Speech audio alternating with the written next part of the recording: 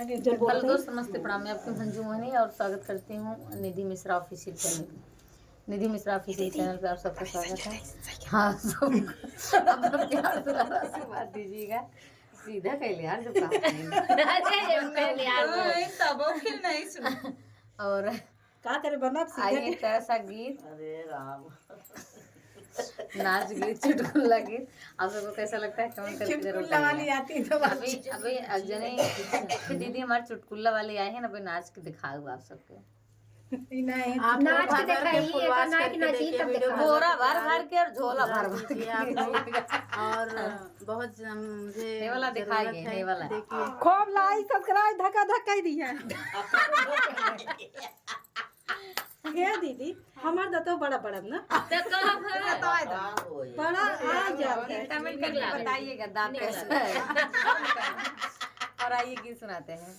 हर मोर पतर का बालमा, मोर पतर का बालमा, डोल सीकिया की नैया, मोर पतर का बालमा, डोल सीकिया की नैया, मोर पतर का बालमा। जब हम गाइली बियाहवा की दाइया, जब हम गाइली बियाहवा के दाइया, मोर पतर का बालमा, मोर पतर का बालमा, मानर कमन की नैया, मोर पतर का बालमा, मानर कमन की नैया, मोर पतर का बालमा।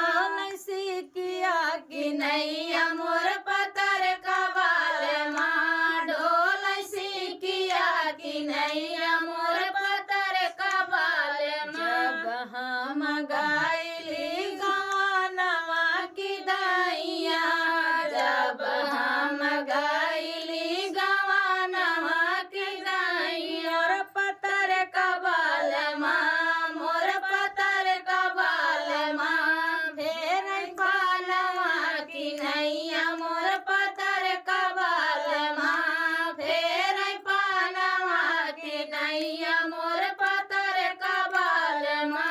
मान लड़कन की नैया, मोर पतर का बालमा, मोल सीकिया की नैया, मोर पतर का बालमा। जब